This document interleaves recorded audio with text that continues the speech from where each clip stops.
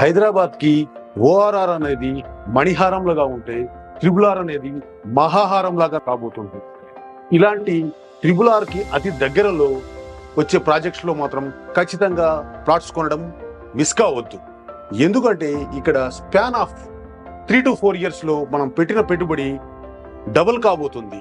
దీని జగమెరిగిన సత్యం. కానీ మనం ఏం చేస్తున్నాము, హైదరాబాద్కి దూరంగా ఉన్నాయని చెప్పేసి కొనడం అనేది ఆలోచిస్తున్నాము. ఎప్పుడు పెట్టుబడి పెట్టాలి, ఇది సరైన సమయమా కాదా అని ఆలోచిస్తున్నాము. కానీ హైదరాబాద్ లో పెట్టుబడి అనేది నౌ ఆర్ నెవర్, ఇప్పుడు కాకపోతే మరి ఎప్పుడు కాదు. పూర్తి వివరాలకు సంప్రదించండి.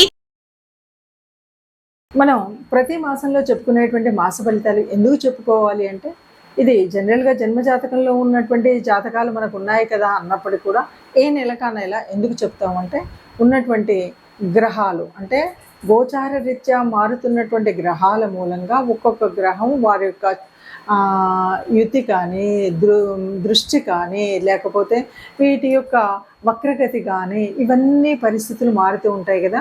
ఇలా మారినప్పుడు ఒక్కొక్క గ్రహం ఇచ్చేటువంటి అంటే నీచ పొందడము, ఉచ్చలోకి రావడం, ఇలా స్వక్షేత్రంలోకి రావడం, వీటి వల్ల ఏ ఏ రాశులు ఉన్నారో వాళ్ళకి కొన్ని మార్పులు చేర్పులు అయితే జరుగుతాయి. అంటే గ్రహాలు ఎప్పుడు ఒక చోటు ఉండవు కదా. ఈ మారుతున్నటువంటి గ్రహాల మూలంగా మారేటువంటి మార్పులకు అనుగుణంగా మనం ఏం చేసుకోవచ్చు. ఎందుకంటే ఇలా చూసినంతలో మరి లాభం ఏంటి, మనం జన్మజాతకం మొత్తం రాయించుకున్నావు కదా, ఇలా ఉంది కదా అంటే ఉన్నప్పటికీ కూడా కొంత మార్పు ఉంటుంది. ఏంటంటే దీనివల్ల ఇలా వస్తుంది కాబట్టి ఈ గురుగ్రహం వక్రీకరణ చెందుతుంది కాబట్టి మనం ఈ రకమైనటువంటి పూజ చేద్దాం గురుగ్రహానికి. లేదు రవి నీచపడుతున్నాడు కాబట్టి రవికి నమస్కరిద్దాం, కుజుడు మరి నీచలోకి వెళ్తున్నాడు కాబట్టి ఇలా చేద్దాం అనేటువంటిది ముందు జాగ్రత్త కోసమే ఈ జ్యోతిషం ఉపయోగపడుతుంది. అందుకని గోచార రీత్యా మనం ఫలితాలు ప్రతి వారం చెప్పుకోవాలా, ప్రతి పక్షం చెప్పుకోవాలంటే చెప్పుకుంటే మనకు ఒక రకమైన ముందుగా మనకు మార్గదర్శనం చేసినట్టుగా ఉంటుంది కాబట్టి అలా చెప్పుకుంటాం. అలా మనం ఈ మాసం ఫలితాలు కూడా చెప్పుకుందాం. కుంభరాశి వారికి ఎలా ఉంది అంటే, ఈ మాసంలో ఒకటే చెప్పొచ్చు, ఓవర్ స్ట్రెస్ అయితే ఉంటుంది, చాలా స్ట్రెస్ ఉంటుంది. చాలా స్ట్రెస్ ఉంటుంది కాబట్టి ఈ విషయంలో మనకి ఇప్పటి వరకు ఉన్నటువంటి అప్పులు ఏమన్నా ఉన్నా ఈ అప్పులు తీసుకునేటప్పుడు కానీ ఇచ్చేటప్పుడు కానీ తీర్చేటప్పుడు కానీ చాలా జాగ్రత్తగా ఉండాలి. లేదంటే ఈ ఉన్న స్ట్రెస్కి ఈ అప్పుల స్ట్రెస్ ఇంకా ఎక్కువయ్యి లేనిపోని అనారోగ్యమే కాదు సమాజంలో ఒక ఇబ్బంది కలిగే పరిస్థితి ఉంటుంది. చాలా జాగ్రత్తగా ఉండాలి. దీనికి తోడు స్థల మార్పు అనేది స్పష్టంగా కనిపిస్తుంది. ఇక కొంత ఆదాయం ఎలా వస్తుంది అంటే, మీరు ఏదైనా మధ్యవర్తిత్వం కనుక చేస్తే మధ్యవర్తిత్వం ద్వారా మాత్రం కొంచెం ధనయోగం అయితే కనిపిస్తుంది. విద్యా సంబంధితమైనటువంటి విషయాలు చేసేవాళ్ళు అంటే చదువుకునే వాళ్ళు కొన్ని మార్పులు చదువులో రావచ్చు. అంటే తీసుకున్న కోర్సు మార్చుకోవడమా, ఉన్న కాలేజీని మార్చడమా, ఉన్న స్కూల్ను మార్చడమా, ఇలా మనం ఉన్నటువంటి అంతకుముందు సెలెక్ట్ చేసుకున్నటువంటి కోర్స్ కాకుండా వేరే కోర్సా, ఇలా విద్యా సంబంధిత విషయాల్లో కొంత మార్పు జరిగేటువంటిది అయితే ఉంది. ఏది ఏమైనా సరే ఇప్పుడు ఉన్నటువంటి స్ట్రెస్ మూలంగా ఈ స్ట్రెస్ను బట్టి ఏదో ఒక నిర్ణయం అప్పటికప్పుడు తీసుకుని జీవిత కాలానికి ఇబ్బంది తెచ్చుకునే పరిస్థితి ఉండకూడదు. ఎందుకంటే ఇప్పుడు చదువు విషయం ఒక నిర్ణయం తీసుకోవాలి, ఏదో ఒకటిలే అని స్ట్రెస్తో మనం గబగబా తీసుకుంటే ఇది జీవితానికి మొత్తం చివరి వరకు ఆ నిర్ణయం మీద ఆధారపడి ఉంటుంది. కాబట్టి ఏ నిర్ణయం తీసుకోవాలన్నా కాస్త ఆలోచించి తదనుగుణమైన నిర్ణయాన్ని కనుక తీసుకుంటే ఇబ్బందులు లేకుండా ముందుకు వెళ్ళే పరిస్థితి ఉంటుంది. కుంభరాశి వారికి ముఖ్యంగా చెప్పవలసినటువంటి ఒక సూచన ఏంటంటే, కొద్దిగా మానసిక ధైర్యాన్ని తెచ్చుకోవడం, మానసిక ప్రశాంతత కోసం కొంచెం మెడిటేషన్స్ ఇట్లాంటివి చేయడం, ముఖ్యంగా ఉదయాన్నే సూర్య నమస్కారం చేసుకోవడం, ఇవి చేసి మనం పని చేసేటప్పుడు 1-2 సార్లు 10 సార్లు ఆలోచించి కానీ ఒక నిర్ణయం తీసుకోకుండా ముందుకు వెళ్ళినట్టయితే ఏ ఇబ్బంది లేకుండా మనం ముందుకు వెళ్ళొచ్చు అని చెప్పచ్చు. నమస్తే, శ్రీ గురుభ్యో నమః, శ్రీమాత్రే నమః. బతుకమ్మ పండుగ గురించి చెప్పుకుంటున్నాం. ఒక్కొక్క రోజు ఒక్కొక్క పేరుతో ఆడుకుంటాం. రెండవ రోజు అనగానే అమ్మకి ఈ రోజు ఏం పేరు పెట్టారంటే అటుకుల బతుకమ్మ. అటుకుల బతుకమ్మ అంటే అందరికీ బయలుదేరిన అనుమానాలు వస్తాయి. ఏంటి, పూలతో చేయకుండా అటుకులతో ఏమైనా బతుకమ్మను చేస్తారా అని. కాదు, కేవలం పెట్టేటువంటి ప్రసాదం అంటే ఈరోజు అమ్మకి ప్రసాదం అటుకులు పెడతారనమాట. అందుకని ఇది అటుకుల బతుకమ్మ అని పిలుస్తారు. మరి నిజంగా రెండవ రోజు అందరూ ఆడతారా అంటే, మనకు ఒకనాడు మన చరిత్రలో ఉన్నప్పుడైతే కేవలం పిల్లలు మాత్రమే ఈ బతుకమ్మలు ఆడుకునేవాళ్ళు. మొదటి రోజు చివరి రోజు మాత్రమే పెద్దవాళ్ళు ఆడితే మిగతా అన్ని రోజులు కూడా పిల్లలు వెళ్ళి ఆడుకొని వచ్చేవాళ్ళు అనమాట. ఇది పద్ధతి. అయితే రోజు బతుకమ్మనైతే పేరుస్తారు. ఈ పేర్చిన బతుకమ్మను తీసుకువెళ్ళి అక్కడ ఏ చెరువు గట్టునో, బావి గట్టునో, చౌరస్తా దగ్గరనో ఎక్కడో చక్కగా అందరూ ఆడుకుంటారు. ఈ బతుకమ్మను పేర్చేటప్పుడు మరి పెద్దలు మాత్రం పేర్చేస్తారు. పేర్చేటప్పుడు దీనికి కొన్ని నియమాలు అయితే ఉన్నాయి. ఈ నియమాలు మనం పాటించాలి. ఎందుకంటే బతుకమ్మను పేర్చాలంటే కేవలం ఏదో ఇన్ని పూలు తీసుకొచ్చి ఒక కుప్పలాగా పోసి ఇది బతుకమ్మ అంటే నడవదు. ఎందుకు అంటే మనకి ఈ బతుకమ్మ ఎక్కడి నుండి వచ్చింది, ఎప్పటి నుండి వచ్చింది అంటే చోళుల కాలం నుండి వచ్చింది, కాకతీయుల కాలం నుండి వచ్చింది. కాకతీయుల యొక్క ఆరాధ్య దేవత అయినటువంటి కాకతమ్మ ఆ గుమ్మడి పూలతో ఓ రాశిలాగా పోసి ఉండేదట. అలా అని ఈ మేరు రూపంలో అమ్మ అని పేరుస్తాం అనమాట. ఆ మేరు రూపంలో ఉంది. ఇప్పుడే మనం కొత్తగా మొదలుపెట్టామంటే మనం మొదలుపెట్టింది ఏమీ లేదు. ధర్మాంగుడు అనే రాజు, మరి చోళ రాజు అయినటువంటి రాజు ఉన్నాడని మనం మొట్టమొదటి పాట పాడుకుంటాం. అంటే ఆ ధర్మాంగుడు రాజుతో మనం ఈ బతుకమ్మ పాటని పాడుతున్నామంటే బతుకమ్మ అంత గొప్పగా ఉండేది, అప్పటి నుండి మొదలైందని, అంటే ఆ కాలం నుండి వస్తుంది. మరి ఈ బతుకమ్మను ఎట్లా పేరవాలంటే ఒకరోజు కాలంలో అయితే చాలా ప్రకృతిలో దొరికేవే అన్నీ తెచ్చి పేర్చేవాళ్ళు. చక్కగా సిబ్బి అనేటువంటి ఒక తీగ జాతికి చెందినటువంటి తీగల్ని తెచ్చి వాటితో ఒక సిబ్బిని అల్లి, అంటే ఒక ప్లేట్ లాగా తీగలతో అల్లుతారు. వాటి మీద మనం ఇప్పుడు చెప్పే ఆనపకాయ అంటారా, సొరాకు అంటారా, ఏమంటారో తెలియదు, గుమ్మడాకు, ఈ ఆకులు పెట్టి ఆకుల మీద మొదట తంగేడు, తర్వాత గునుగు, ఆ తర్వాత చేమంతి, ఇలా వరుసలుగా పెట్టి మధ్యలో వస్తున్న కాలి ఏదైతే ఉందో దాన్ని గర్భము అనేవాళ్ళు. ఆ గర్భాన్ని నింపుతూ ఉండేవాళ్ళు. ఎప్పుడు కూడా బతుకమ్మని అమ్మతో పోలుస్తారు, అమ్మలాగా ఉండాలి అంటారు. అమ్మ గర్భం ఎంత ముఖ్యమైందో, తల్లి గర్భం ఎంత ముఖ్యమైందో, ఒక మాతృత్వానికి ఎంత ముఖ్యమైందో కూడా చెప్పే విధానాలు ఇందులో కనిపిస్తాయి. అలా ఎప్పటికప్పుడు గర్భాన్ని నింపుతూ పైకి అలా మేరు పెరుగుతుంది. చివర పైన ఇంకొంచెం అయితే ముగుస్తుంది అన్న సమయంలో అక్కడ పసుపుతో గౌరమ్మను చేసి చిక్కుడాకు, ఇప్పుడంటే తమలపాకులు అందరూ పెడుతున్నారు కానీ ఓనాటి కాలంలో తమలపాకులు అంతటా దొరికేవి కాదు. ఆ చిక్కుడాకుల్ని 2 పెట్టి అందులో పసుపుతో చేసిన గౌరమ్మను పెట్టి, ఆ గౌరమ్మ కూడా తల్లి గౌరమ్మ, పిల్ల గౌరమ్మ, అంటే పార్వతీదేవి వినాయకుడు ఇద్దరు ఉంటారనమాట. విఘ్నాలు కలగకుండా కాపాడుతాడు, తల్లి పార్వతి అందరినీ కాపాడుతుంది అనమాట. అలా ఇద్దరిని పెట్టి ఆ పైన పూలు చల్లి మళ్ళీ మనం చేయడం అనేటువంటిది బతుకమ్మ పేర్పులో ఉంటుంది. బతుకమ్మ పేర్చడం కూడా ఒక కళ.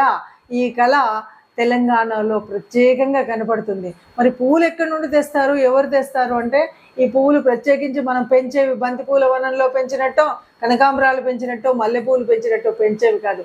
తల్లి తన కోసం తానే ఈ భూమిలో, ఈ చేను చిలక అంటాం కదా, ఈ గుట్టలు ఏవైతే ఉన్నాయో, కొండల్లాగా ఉన్నాయో, వీటిలలో రాళ్ళు రప్పలలో మొలిసేటువంటి తంగేడు, గునుగ, ఇదేది కూడా మనం పెంచేటువంటిది కాదు. కానీ బోలెడంతా ఆయుర్వేద శక్తి కలిగినటువంటి, ఒక ఆయుర్వేద గుణాలు కలిగిన పూలు అనమాట. వీటిని తీసుకొచ్చి మనం బతుకమ్మని ఒక మేరు ఆకారంలో, అంటే దసరా నవరాత్రులలో వచ్చే బతుకమ్మలో శిష్టాచారంలో చేసేవాళ్ళు ఎవరైతే మనం శ్రీచక్రాన్ని మేరు రూపంలో పూజిస్తారో, ఇక్కడ బతుకమ్మని మనం పూజిస్తారనమాట జానపదులు.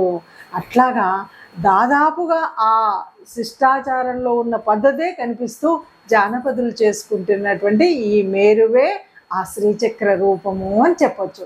అలా తెలిసి కానీ తెలియక కానీ అంటే బాగా తెలిసిన వాళ్ళే అని చెప్పాలి.